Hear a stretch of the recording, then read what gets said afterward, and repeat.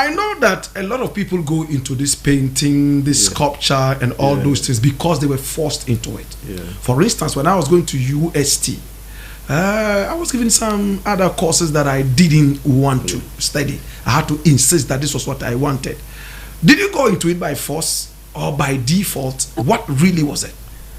I always loved drawing. I was very much attached to art growing up. So I remember when I was going to secondary school, my father and my family, they thought I had some kind of promise in it. So it was actually by miracle that I got to study art when I went to secondary school. Because when I went to secondary school, I had wanted to do art. But at the time, the schools were taking in a lot of students. Yes. So the art class was only one. Wow. And it was full. It was supposed to have, let's say, 60 students. And at the time I arrived in the school, there were like 140 students. My God. Because my admission letter had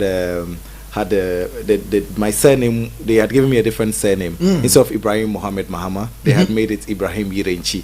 It was very strange. So we had to return the letter to the school to rectify before the admission. So by the time I went to school, it was late and there was no room in the visual arts class.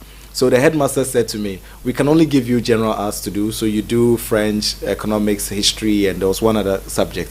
So if by chance you find someone in the visual arts class who wants to go to your class, you can come with him and then I'll switch.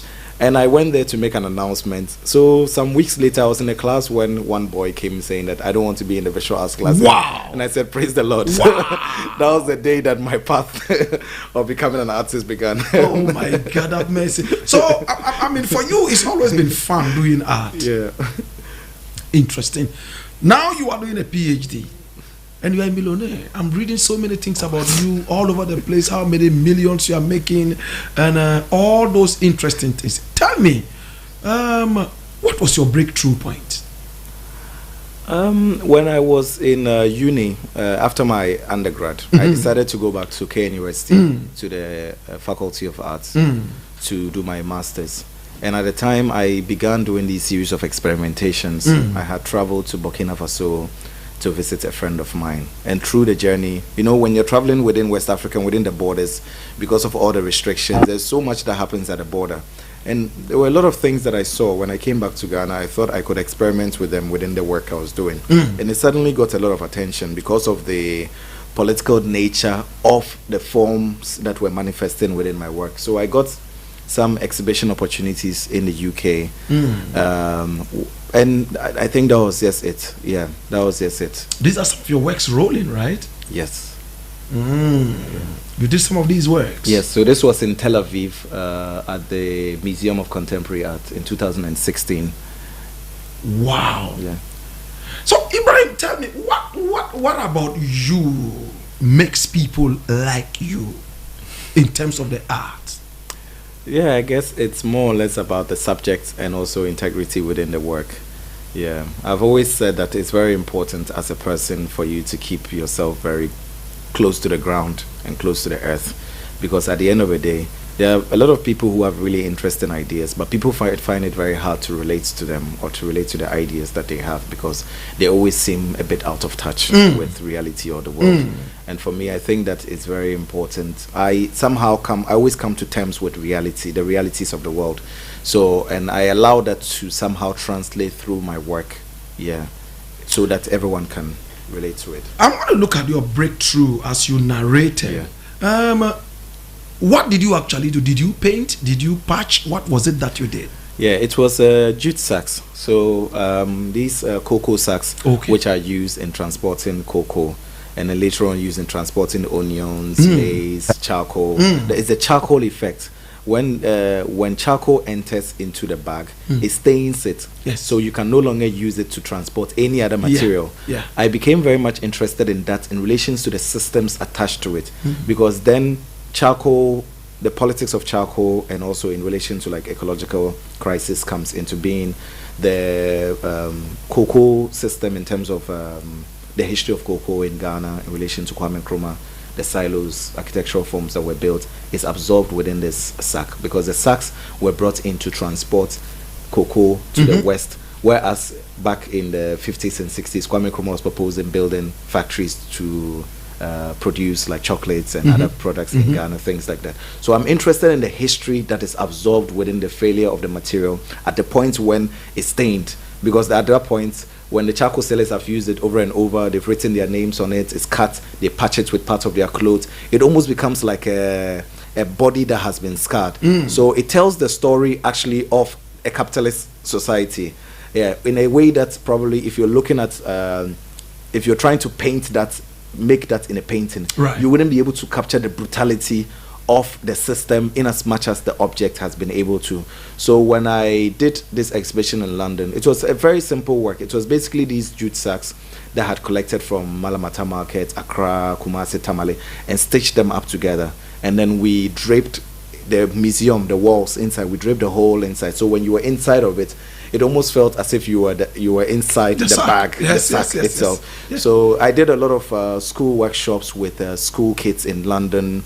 I gave a lot of talks around it. I did a few residencies around it, and I was invited to, like, in the art world, we have an exhibition. It's like the World Cup of our art world. It's called the Venice Biennial.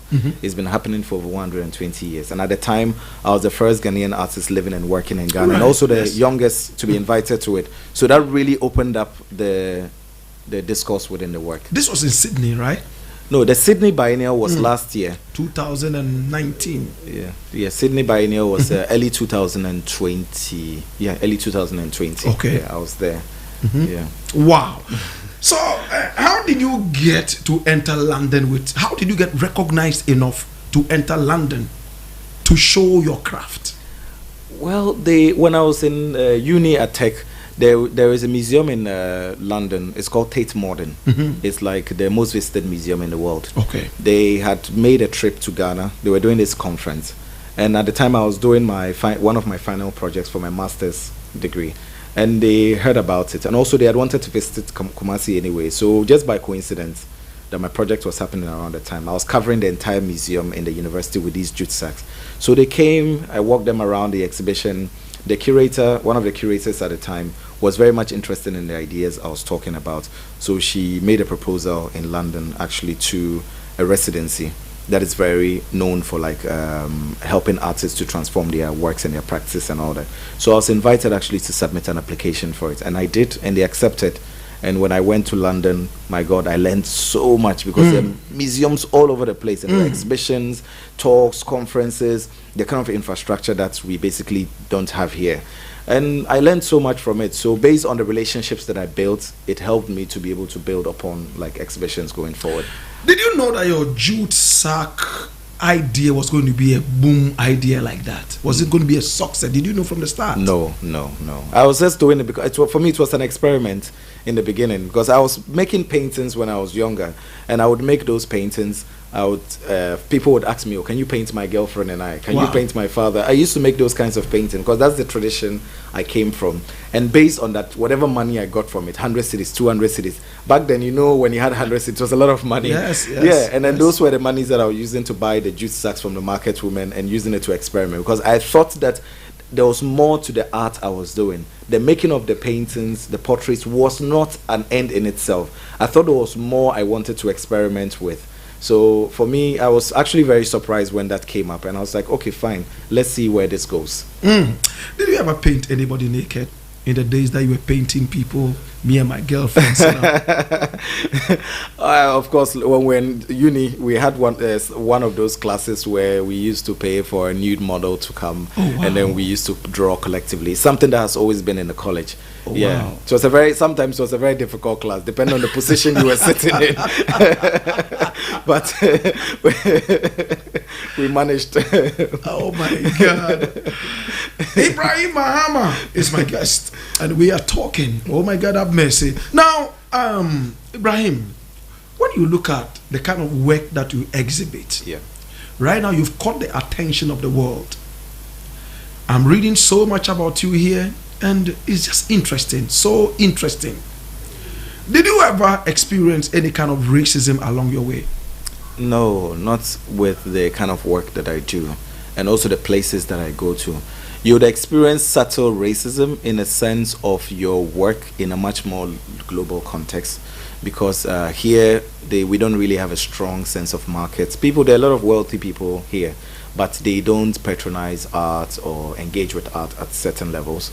So in order for us to be able to do the work that we need to do here, we have to go out, and then we have to bring back the capital in order to do what we do. And then when your work is outside, sometimes you realize that they are, like, honestly, you come across many different artists, and you realize that these artists are not on the same level as you. But just because they come from that part of the world, there are people also want to support them. That's true. Of course, no one is going to just leave anywhere and then come to Ghana and say that, hey, I'm coming to do this. We need our own people at that level who can also support things. Yeah. So sometimes you experience it in very subtle ways through the work, but in terms of personal forms of race, no. I think sometimes I rather joke with it. When I go to places and people are too nice, I try and make jokes around that. I see. But I see people, when you're working with the right people, they get really uncomfortable, because for them, they are progressives and they actually want to move things forward in a much better way. So, in the days, we're told that people who did art were half crazy, half mental. And truly, I mean, when I was at JSS in those days, two of our art teachers did not look very normal. Is there a relationship between art and the mental behavior? I wouldn't necessarily say it's a mental behavior. Yeah. I guess it's a perspective, because when you're doing art, there's always a tendency of seeing things very differently from everyone's point of view. That's why they are great artists, because they looked at the world in ways we didn't look at. That's why we turn around and say, hey, they were really great. Like Vincent van Gogh, when he was making those paintings back then, everyone thought he was crazy. Even one of his paintings, he has his ear bandage, and in the story is that he didn't have money to buy his girlfriend a gift at the time, so he cut his ear. Wow. Yeah, and the girlfriend said he was crazy. He was sent to a mental hospital. Even he didn't have money because of the type of paintings he was doing at the time. If you were not making certain types of paintings, and also there was always a genre in terms of, like, you painting the king, aristocrats, or things like that. But Van Gogh was painting ordinary things. He would just paint the sky or a fruit or an animal. Back then, it was not very normal. And also in the way that he would paint them thinking about all the spectrums of colors and things like that. And he made these paintings where he exchanged with, there was a bread seller in his neighborhood, just to even keep himself alive. Wow. And then it was years after he died that the bread seller, they had realized that they even used the painting as they covered the board with it. Yes. That's what they were kneading the bread Oh on. my God. And today, one of his paintings is worth at least $100 million. My God. And they had a ton of it, because he was giving him her one every week just to get bread to eat. Like, there are a lot of stories around that. But it's also because artists, I believe, when you're an artist and you say you're a true artist, you have to be some kind of a visionary to imagine the world in ways in which society would not imagine. So when you're trying to act within that imagination, then people say, oh, but this guy is crazy, he's not normal. And it happens also to be the way that as artists, because you're so much buried within a certain world, you end up not cutting your hair, so you look a bit unkept. So it's like it's an occupational hazard. Then people say that, oh, all artists are the same. But I know a lot of artists who, when you see them, they look like the madmen on the street.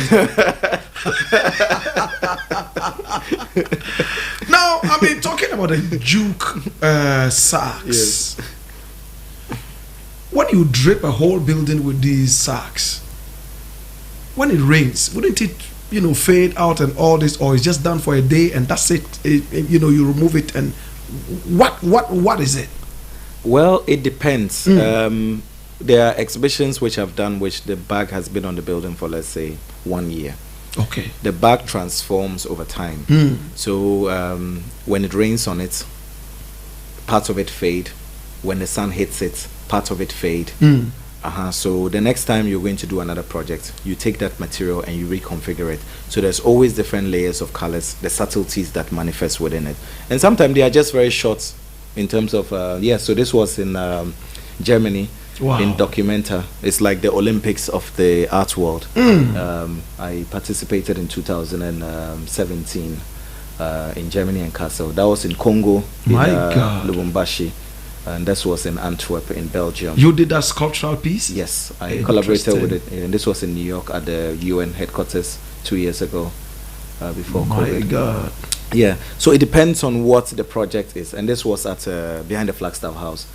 just in front of a flat. Oh yes, I saw this thing and I was wondering if the builders, if the masons were just trying to cover something. Exactly. Oh, so you did this? Yes, exactly. So What? these were independent projects that I did. It was part of a larger work called the Exchange Exchanger. Oh my where God. I was covering all these buildings around the city, and I used a drone to photograph. This was at Second D at the railway workshop, Second D. So I'm very much interested in the history of production and also labor systems. This was in Switzerland, in Miami. Do you get Switzerland, paid Basel. to do some of these things? Well, it's a work of art. So at the end of the day, when the work goes into the market, whatever comes to get with it, that's what I do my projects in Tamale No, with. but who would, I mean, I'm just imagining, like the one behind the Flagstaff house. Who would be interested in that? And if I am even interested in that, what do I do? Do I buy the whole building? No. What Those do I works are not for sale. Those are artistic gestures. And there are other ones like exhibition, like the one I did in London recently at the White Cube. Those ones, they are also artistic gestures, but they are artworks which are extensions of your practice, which museums can buy. Yes, so a museum would say that, oh, we want to buy some works because we're building a collection. And the collection that we're building is actually representative of contemporary art around the world and the thinking of the time. So when they buy those works are going to be in their collection sometimes for eternity, or sometimes maybe every 100 years they might decide that they want to maybe resell a few works in order to expand the collection that they have. So that is it, but it's not. Yeah, so that was the one in Sydney. Interesting. Yeah. And you do all this, but after some time they get pulled down, right? Yes, it's temporal. It's temporal. Wow. Yeah. But that's why Tamale is important, because the idea of Tamale is to be able to build permanent infrastructure and institutions, which ordinarily when people who are wealthy, who support the work that we do by buying the works for their collections and things like that, we can be able to re-channel that capital into building spaces that are more for collective good of society. Right. So when you do this and people look at them and like them, how do you get employed by the people? What do you do for them? Do you drip buildings for them, or what do you do with these sacks for them? So there are different ways. So sometimes as an artist, you have an independent project. There's a research you're working on, and there's something you want to do, and then you go ahead and do it. You apply, like some of these buildings that I did at the National Theatre in Accra and all the projects in Accra. It was a purely independent project, but a project like this, Documenta, you are invited by the states of Germany to realize a project, and then you send a proposal. They say, oh, we have a budget of, let's say, 100,000 euros to make the work, and based on that you're like, okay, fine, I have so and so people I want to work with. In some cases I've traveled with some of the KIAs to Germany to work, as I've worked with them here. So it's more or less a matter of being able to cross also boundaries, you know. So the same people that we work with here, it's also possible that you're able to go with them to other places to work. Like I work with hundreds of people here in various different capacities, and I pay all of them. But it's also because when the work translates into capital, you have to find a system in which you can redistribute these. Talking about working with people, tell me about this guy here. I'm so interested in him, Stefan Simkovic. Yes. yes. Tell me about him. Well, that's an interesting case. That was in 2015. Yeah, there was a case of mutilation where he, through a friend of mine, they bought a work, and then like the jute sacks, because it's supposed to cover a building, and then you decide that, okay, fine, I want to make them into separate parts. Yeah, and I said no, you cannot make it into separate parts. So based on that, there was a law. There was he filed a suit, and then I filed one back. And then we went back and forth in between in the States, in the courts in California, until he was ordered to stop. Yeah, so that was, it was more or less me standing up for the integrity of the work that I was doing at the time, because I didn't see my work within that vein. Yeah, and also... Put a photograph of Stefan there so I can look at his face properly. Yes. Okay, so did you settle out of court, or the court ordered him to step out?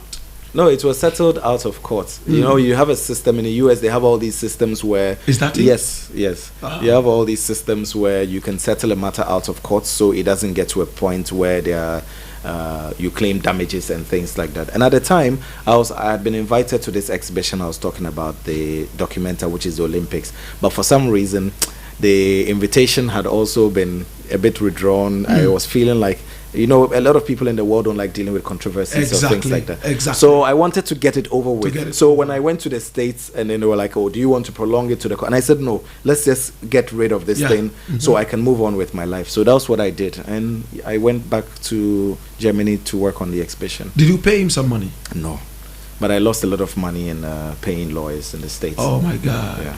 And I was told that you were paid like 150,000 American dollars. No. I lost a lot of money. That's the money that I lost actually in paying lawyers in order to get that done. But if I hadn't done that at the time in my career, I wouldn't be sitting here today, because it would have meant that my career would have been finished. Because where the direction he wanted to take my work, that's not where I had wanted to go to. So it was either I had looked at the money aspect and said that, oh, as a young man, why would I spend this amount of money when my rights that I can fight it on? But I also needed to show in this documentary, because as a Ghanaian artist studying in art school, we had studied about how great it was. It happens once every 5 years. And I was the first and youngest Ghanaian artist ever to be shown in it, invited from Ghana. So it was a big deal. And you imagine how many artists, younger artists, that is going to inspire. So for me, the money thing wasn't an issue. It was more or less about trying to get the right thing done, so that at least we can achieve new things which can inspire another Final generation. question on this. How did you settle it? Did you say, okay, go ahead and sell those cut pieces, go ahead and do whatever you want? How did you settle it? Oh, well, they were different. There was a lot of when the court case, when we settled it, there were conditions that we were not meant to talk about the mode in which it was settled. But one of the conditions was that the works that he had were supposed to be returned to me. Yeah, but there were some of them that he had already circulated within the system, and I promised I wasn't going to. And he sold them in your name? Yeah. And for nothing. Because for them, that's what they do. It's just a matter of, it's just making money. It's not a matter of looking at the integrity of an artist's work and thinking that longevity, in the next 50 years, this artist's work coming back to Ghana, it can also contribute to another ecosystem or whatever. They don't care. They just want to be able to at least enrich themselves in whatever part of the world that they're in. And I always imagined that my practice, or the future of my practice, was going to be much more bigger than myself as an artist. That's true. So I never really wanted to do anything at that stage that will compromise the future that I'd foreseen. Are you going to work with this guy again? Never. No. Fire. Oh my God. But how did you meet him anyway, and what were you supposed to be doing together? I never met him, actually. The art world is big, so you just meet people at places. Yeah, I remember one time there's a story, it's an interesting story. My ex-girlfriend and I were at the time, Robin, she was an American. We went to Venice as part of the biennial, and then we were trying to find a place to eat, and everywhere, like millions of people who come to see this exhibition. So we had struggled, and we found this just one restaurant that had a table for two. Wow. And then we went to sit down. She had just come from Ghana. She was tired. I was tired, trying to find it. And then when we sat down and we took a deep breath, I heard a voice, and the voice sounded a bit familiar, And I turned around, and it was this guy who was sitting there. Oh my God. And I felt like, it's one of the days. It was actually very funny. And then he turns to me and says that, God is arranging this. And I'm like, if God arranged anything, not this one. It was really crazy. Oh my God. Yeah, so it's one of those stories when you are trying to avoid someone, and then you just end up in the same space as. That's right. Oh, so it was the same Stefan. Yes. Oh my exactly. God. Yeah, he's an interesting character, honestly. I think I have a lot of friends and people who worked with him. But I think he's a bit of an interesting character. I think if he somehow just took his time and redirected his energy, he could do so many interesting things. But for some reason, I never really understand the motivations of people. What is this thing about you earning $1 million and using that to buy some useless broken down aeroplane or some useless train? What is it about? Yeah, so it wasn't $1 million. So, collectively, when you are working as an artist over a long period, you might make a few little money here and there, and collectively, maybe over 7 years or more, you might decide that this is what you want to do. In Tamale, when I started working as an artist in 2014 with my breakthrough, I thought it was important to build a studio in Tamale. At least you would inspire an artist or two growing up, like younger people. And then quickly I realized that it was becoming a phenomenon and I needed to expand the space. And I'm very much interested in technology, history and everything. And in Ghana, over the years, I've traveled around places where I've seen like trains being scrapped, airplanes with being discarded and scrapped, and they're very important documents, archival documents in their own rights. So I negotiated with a couple of people who were owning some of these objects which would have been destroyed, and said that why don't I buy it, dismantle it, take it to Tamale, and then reset them up, and then it can inspire younger people there. We can start technological classes. So I transform them into classrooms where we do drawing workshops and other things within them. So the point is that when children because where it is, it's a farming community. When children within the farming community are waking up every morning and seeing an airplane parked there, and then they can relate to it the same way that they can relate to the hole in the cutlass in the farm, I think it changes their perspective on life. True. So for me, I thought that was very important. And not just because a lot of people focus on the city in the capital, but I think that we need to be able to decentralize these aspirations and all that. There are people who live, some friends and I were discussing that when you just go outside of Accra 10 minutes, you begin to see the bubble of the city break. Yeah, and for us as artists, that is where the sensitivity is, how we can redistribute the common, the thing that is meant to be for all of us, the experiences and everything. Interesting. Giving it down to the most minute denominator, the places where you would not even expect that, this thing should happen, and those are the places that we need to go and do the work that Interesting. We need to do. So Ibrahim, you are telling me that you bought an airplane? Airplanes. Yes. Wow. Planes. Fire. So you are private jet owners. Not in that same vein of How many of these ones did you buy? There were 6. And they are all in Tamale? Yeah, they're all in Tamale at the institution. Yeah. What kind of planes were they? Were they helicopters or something? No. They're privately, people don't have those here. Maybe they do, but I have not gotten one. In the beginning, I was interested in some of the old discarded Air Force planes, but I had written several letters to no avail, so I decided to go private. And Starbow had collapsed. There were also other private airlines. There was CityLink. Okay, CityLink was there. Yeah, Captain Amtrak. Yeah, there was. And so at the airports, when you go to the airport in Kotoka, there's a place where they park all the old aircraft, the private ones. So when we were driving past the Ministry of Defense, the wall on the opposite side, the airport side, you always see the tail. Yeah. So one day I said to my uncle, why can't we get permission to go inside and see what is really there? Who's your uncle? My uncle in Tamale, Uncle Issa. Okay. He's very, very courageous. So he was like, let's do this. Okay. And then he arranged for it. And then we got inside, saw it. And then we started looking for the owners. And we met the different owners. We started negotiating. It took 2 years. And then we worked with people at the airport. We did gradually taking them apart, putting them on trucks. And then we were able to transport them to Tamale and reassemble all of them. Ibrahim, you bought 6 planes. Yes. And took them to Tamale. Yes, by road. My God have mercy. So people come out and look at those planes? They come look at the planes, but we also use the planes to teach. Aside just people coming to look at the airplanes for what they are, children also, we do a lot of technological classes around them. So in terms of looking at the technology around the airplane in relation to newer forms of technology like drones and things like that. So there's so much to actually learn from it, because one of the things that I always imagined was that the airplane, there is a new horizon in terms of thinking. Imagine if you are one of those kids in those villages where maybe you are even like school, like sometimes when people say schools and the trees or things like that, and suddenly you have like a space as an airplane, something that seems so remote, because each time you see it, are these your planes? Yeah, these are your planes. Yes, when we're taking them apart and reassembling them. Yeah, so this is so Ibrahim, you bought these planes? Yes, very massive airplanes. You must be rich. Yeah, no, not at all. What?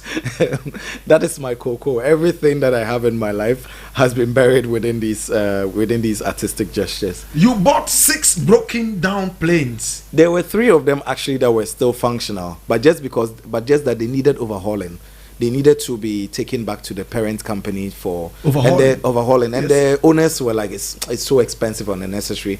And also knowing the projects I was doing in Tamale, they were willing to. So it was more like a gift. Okay. Yeah. So though you pay something for it, it's not as if they sold it to me. If they were selling it to me, I don't think I could have afforded it. Yeah. And you took this to Tamale? Yes. Why Tamale?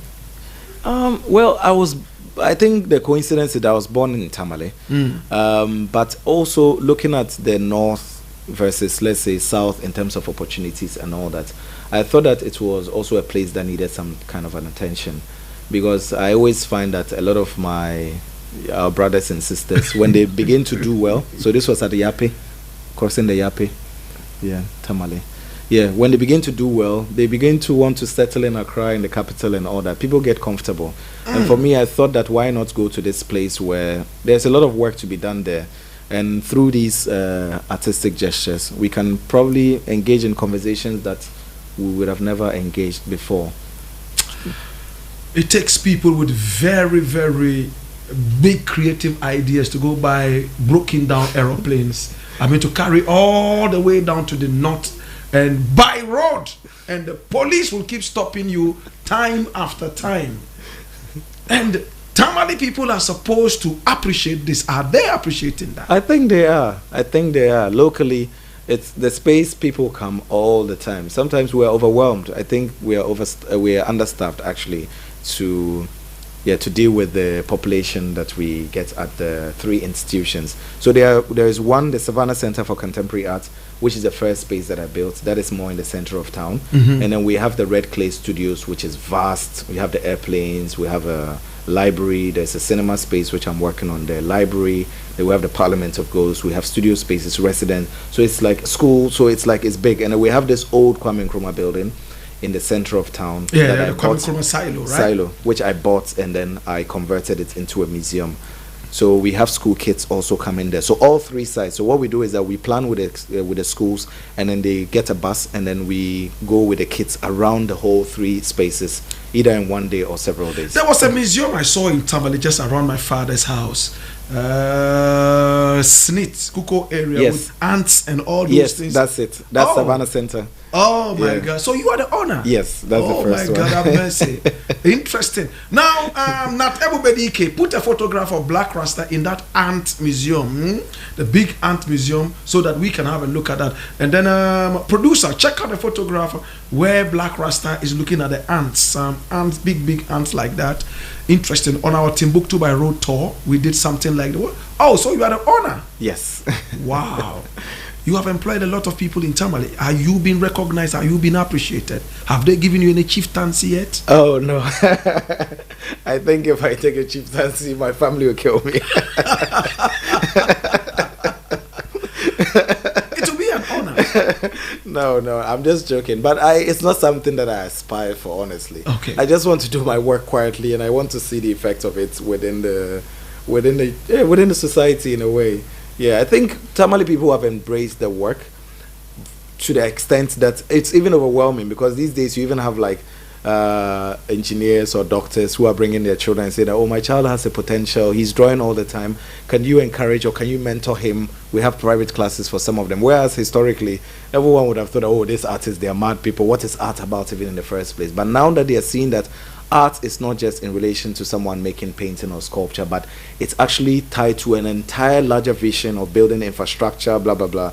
So now people are thinking that, oh, my child could actually become an artist and become this kind of an artist, not just the artist that we know that he's walking by the roadside or things like that. So I think that's what I wanted to bring. That was the conversation I wanted to bring to this. Yes, I was at the Savannah Center and I picked up some books which I read whilst there, and then I saw the ants took a lot of photographs with my team, you know, and when we put them out, people were shocked. Hey, were these real ants? Were they fake ants? They looked real and all that, and I never knew that I was going to get so close to the artist who did.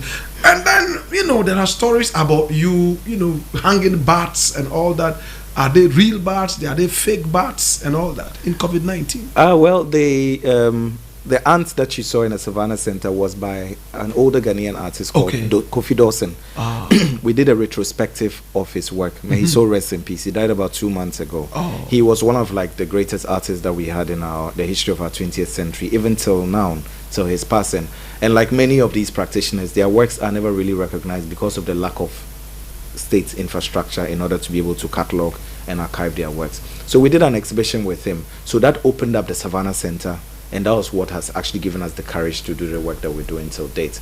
In my own work, when I bought the silo and we excavated the building, we realized that there was a huge colony of bats living in the building because the building had been abandoned since Nkrumah's overthrow, 1966. So bats, fishes, snakes, like no one in Tamale, it was called Nkrumah Volne. Everyone thought that, oh, there's a cursed building, no one goes there. But when I bought it at the beginning of the pandemic, I thought to myself, why not excavate the building and see what's in it? Because there was a lot of sand that had been poured in the building to conceal it, because it was deep underground. It was built by the Russians. And there was water in there? There was water, so we pumped out the water first. Nkrumah Volne simply means Nkrumah's whole. Yes. The whole of Nkrumah. Yeah, so when we took, I realized that there were bats in it. So everyone was saying, but why don't you get rid of the bats so we can use the space? And I said, hey, look, the absence of humans over 60 years has created an ecosystem. That's right. And you think that we coming here now, we are not going to repeat this colonizing thing.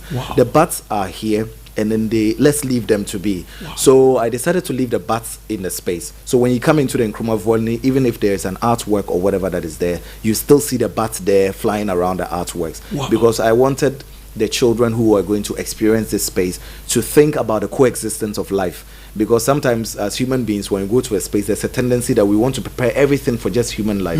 But the world is not just for human beings. Goats, sheep running around. So I thought, why not leave the bats in the building? So there was an exhibition I did in London recently titled Lazarus. And Lazarus was actually in the concept of bringing things back to life, bringing the silo back to life or whatever back to life, but not bringing it back to life in a sense that it's going to do the same thing as it was meant to do. Now the world has moved on 60 years down the line. There are different types of crises that we experiencing, ecological, economic crisis and all that. So at least the silo, in a sense, it summarizes, it's almost like some kind of a post-apocalyptic scene. And you know, in the world, people don't like to face realities and the truth in that sense. So I somehow started making these abstracted versions of the bats, and then we used them in making these sculptures in London, which were hanging in the gallery. And when people really loved it, actually, because of the kind of material that we used, because the black material that was used in making the wings of the bats were just the tarpaulin that when you go to Agbobloshi, they use them in covering the old engine blocks. So over 10, 20, 30 years, the oil has mixed up with the tarpaulin and given it this really dark texture and smell. So when you see it, it looks very haunting. And for me, the work is political in the sense that it begins to reveal society in terms of what it's constituted of and the things that we need to pay attention Interesting. Where do all these ideas come? Do you smoke marijuana like a lot of us musicians do? Do you have some other influence, or do you see spirits at night that give you, some of these ideas? I wished. I wished I did all of the above, but unfortunately I don't. I don't even drink. So it's through books and also conversations with intellectual colleagues. I surround myself with a lot of people who actually think, so we can actually have conversations which can actually replenish your soul and spirit all the time. I listen to talks online. The internet has many uses, but people always use them for the wrong reasons. So there are people who give lectures all the time, like in Accra, for instance. There's the Accra there's the Africa Futures Institute, which opened recently, and they do these lecture series all the time. You go to hear architects, engineers, ecologists, people talk, and you build up ideas from these things. You go to the market spaces, you see how people are arranging things. Ordinarily, someone say, "Oh, but say no." But when you pay attention to the very ordinary things that happen around us, you realize that there's so many artistic gestures in it. The problem with art is that most people think that they are artists already, and the moment you begin to think that you are an artist, you are finished. Art is always an act of self-discovery, and also discovery of many things. At every point in time, you are learning new things, and that is making you a different kind of an artist and a better artist. And tomorrow you wake up and say, "Oh, the thing that I thought I knew yesterday is not the same thing. How can I make it much better?" And then you become a better kind of an artist. Interesting. Yeah. Now let's look at the Parliament of Ghosts. Yeah. Is it not interesting that a man like Ibrahim Mahama, who might be confused for the politician's brother, would go out and buy 120 train seats or something like that? I mean, to create a certain kind of Ghanaian parliament in Tamale there. What is the idea? The Parliament of Ghosts was an original idea which was conceived for a project in Manchester. It was called the Manchester International Festival. It happens every 2 years. And they had invited me in 2017 to realize the project for it. At the time, one of the ideas was actually to transport 2 trains from Sekondi to Manchester. Wow! Because I'd wanted to make in a public sculpture. I'd wanted people to the British people I wanted them to confront their own history, because at the time Brexit was happening, and the British people, but a lot of people would say, "Oh, but we have to separate ourselves from the EU because people are coming in to take our jobs and blah blah blah." And I'm like, have you considered the history of the British Empire? Things like that, So the Parliament was a response actually to that. It was a form of critique where I was taking in train seats from here, archival documents, photographs of like workers at the railways since like 1890 something to 1960, around just post-independence era, and creating a parliament out of it, which was actually out of materials which were decaying, that when you enter the parliament you could use it. So students in Manchester were using it for classes, sometimes in a museum, sometimes they were using it for catwalk, fashion shows, for meetings, many different things, because I had wanted to create a space that was a parliament, but not the usual parliament where people pretend to go and sit and go and talk about things that are supposed to be important, but at the end of the day, maybe the common people do not really see the significance of it. Whereas it's more of a parliament that is open, that is playful. It also uses the very crisis that we are faced with as a starting point, because if for instance you had this parliament which is made up of train seats and also like rotting documents and all that, and you are sitting there to discuss, let's say, the future of the society that you are in, even in terms of excesses and other things, they are all going to be cut even in the realities that you're facing before you even start dealing with it. So I was just interested in it as a thing, and Tamale was an interesting ground to experiment with, because at the studio at Red Clay we could build it as an architectural form. And we are currently still even building it. It's been 2 years now, because I build all of this slowly with the little money I make from my work. So it takes quite a while. And I thought, at the end of the day, we should have a space where people of all nature can come, just use it, experiment. Yeah, why not? Where is the Parliament of Ghosts? What is it? Where is it? It's in, so there are 2 of it. So there's one which is in England at the moment, and then the other one is in Tamale in Red Clay. Is there a seat for the speaker? No. The speaker can be anywhere. That's right. The idea is that the speaker is decentralized. Any member can be the speaker. Interesting. Yeah. Interesting. Ibrahim Mahama is my guest right here in the Black Pot. Oh my God, have mercy. He's an artist extraordinaire.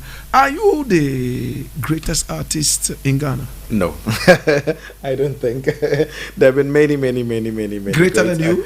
Great artists over time. They also bought airplanes? No, I think for me, that one of the people I've respected the most growing up in my professional life has actually been arts teachers.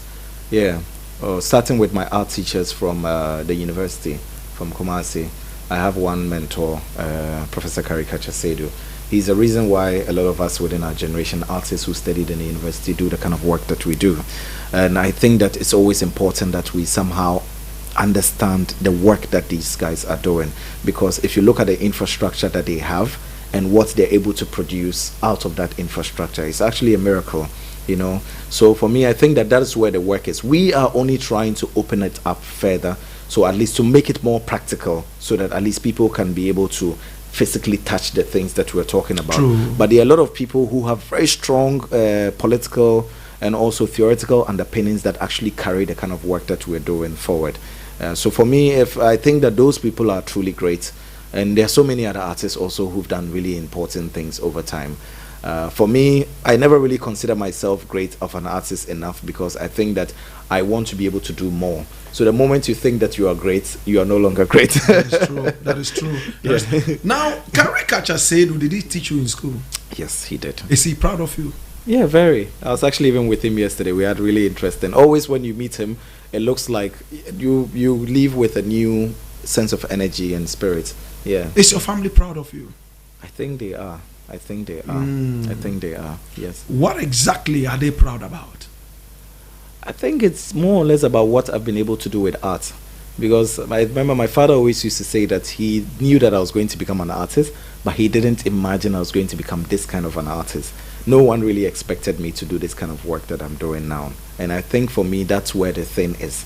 That's when we encourage, and just like in music and everything, we shouldn't expect that people will become the kind of musicians that we imagine that exist, but create new paradigms that will allow for music to transform, to become something else, or for poetry, or for technology, or any other thing, agriculture or whatever. So for me, that's where the thing is in. Interesting. Yeah. Ibrahim Mahama is my guest. Are you married? No. Not yet. Not yet. Do you hope to get married soon? Yes, I hope so. I want to have children. Yeah, I think it's important to somehow You are not gay. share. No. Yeah, you hope to be able to at least share your life's work with some people. So yes.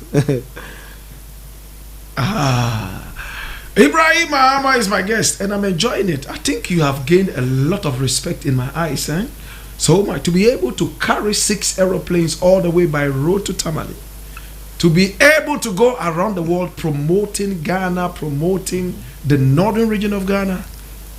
Are you the first artist of your caliber from the northern region?